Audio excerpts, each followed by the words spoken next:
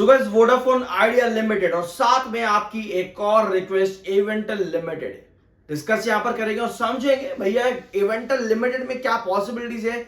लेकिन एक negative data Avantel limited का आया है और जून के क्वार्टर भी आने वाले हैं बहुत जल्द। बट उससे पहले वोडाफोन आइडिया लिमिटेड में आज एक और पॉजिटिव न्यूज दिखी है और शेयर में थोड़ी सी रिकवरी भी बनती दिखी।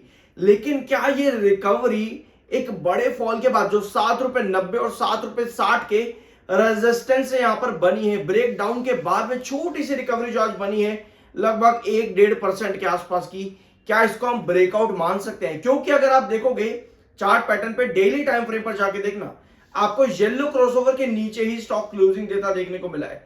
यानी कि क्या स्टॉक येलो क्रॉसओवर को अब अपना रेजिस्टेंस मान चुका है? ऑलरेडी हम 760 और 790 के अपने क्रूशल रेजिस्टेंस से नीचे आ चुके हैं और आपको पता है अगर यहां से शेयर टूटता है तो बार बार आपकी क्या रेंज देखने को मिलती है। बट भैया येलो क्रॉसओवर इस बीच में है। चार्ट पैटर्न पे डेली टाइम फ्रेम पर येलो क्रॉसओवर बॉलिंजर बैंड का लगा करके जरूर देखना। शुरुआत करते हैं वोडाफोन आइडिया लिमिटेड के बारे में। देखो ये खबर आज की कंपनी ने दी है, Vodafone idea 5G services launched in Jaipur. Jaipur में भी कंपनी ने 5G सर्विसेज लॉन्च कर दी है भैया। और ये इंपॉर्टेंट क्यों है? ये 5G सर्विसेज जो जयपुर में कंपनी ने लॉन्च की है ये इंपॉर्टेंट इसलिए हो जाती है क्योंकि आपको पता है कि कंपनी की एक टाइमलाइन आ रही है। कंपनी की एक टाइमलाइन आ रही है जो कि खत्म होती है अगस्त 2025 के अंदर।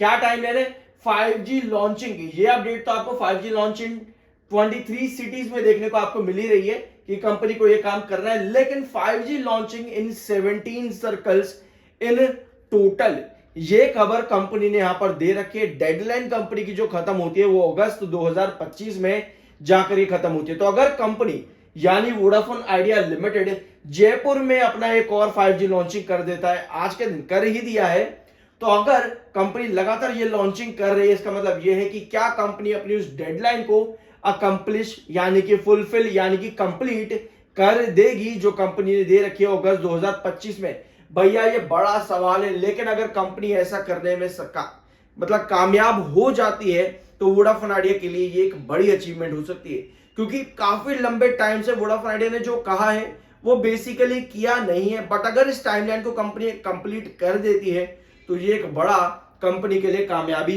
हो जाएगी वोडाफोन आइडिया लिमिटेड के लिए। Apart from this fund raise plans और भी बहुत सी चीजें जो वोडाफोन आइडिया लिमिटेड में जरूरी है, जैसे RPU, fund raise, bank loan, AGR, government guarantee, ये सब चीजें, इसके बारे में मैंने कल पूरा वीडियो आपके साथ दे दिया है, जरूर चेकआउट करना। बहुत सी इंफॉर्मेशन आपको वहां पे मिल जाएगी। डिलीवरी आज नहीं आई है, 16.73% की मात्र डिलीवरी थी। यानी कि आज जो रिकवरी बनी है ना, येलो क्रॉसओवर बॉलिंजर बैंड पे आते ही वहां पर आपको बायर्स एक्टिव नजर नहीं आए। आज फिर से शेयर में बाइंग नहीं हुई है, यह डाटा बहुत जरूरी है। लेकिन क्या येलो क्रॉसओवर पर शेयर सस्टेन करेगा? अब यह सवाल बड़ा उठ जाता है। अगर आप चैनल पर देखो रेगुलर हो ना, तो मुझे आज वोडाफोन आइडिया पे चार्ट पैटर्न दिखाने की कोई जरूरत है नहीं, क्योंकि मैं डेली बेसिस पर आपके साथ वोडाफोन आइडिया का वीडियो ले ही रहा हूं पिछले 5 सालों से, आपको पता ही है। तो कल का वीडियो का चार्ट आप देख सकते हो। बाय सेल की कोई रिकमेंडेशन नहीं, लेकिन यस अगर आप पहली बार चैनल पर आए हो तो आपको बहुत सी डिटेल वहां पर समझ में आ जाएंगी। एक एक लेवल आपको वहां पर अच्छे तरीके से बताया हुआ है। अब आते हैं आपके एवेंटल लिमिटेड में। एवेंटल लिमिटेड में 2 दिन पहले डेमाइज देखने को मिला। किसका? मिस्टर अबूरी वेंकटेश्वरा, इनका, जो कि कंपनी के प्रमोटर हैं। प्रमोटर होल्डिंग इनकी थी 0.90% शेयर्स इनके पास से प्रमोटर होल्डिंग के अंदर।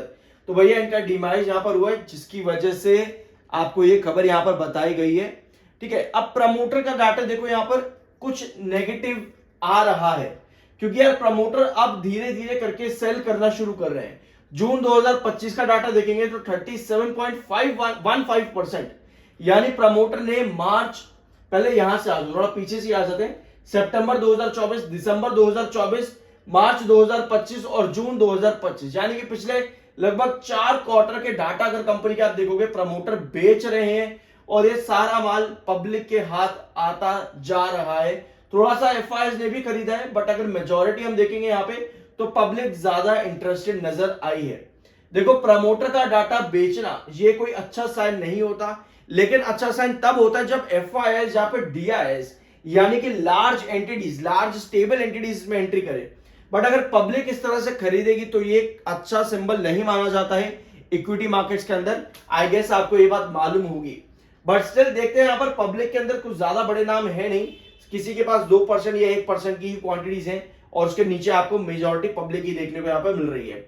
अब 62% की होल्डिंग पब्लिक के पास आ चुकी है, लेकिन लेकिन लेकिन लेकिन ऐसा तो नॉर्मल है, इतना कोई बड़ा खराबी भी नहीं है। बट यस, अगर कंपनी इस पैटर्न को कंटिन्यू करती है, यानी कि प्रमोटर लगातार सेलिंग इसी तरह से करते चले जाते हो, तो भैया चीजें खराब जा सकती हैं।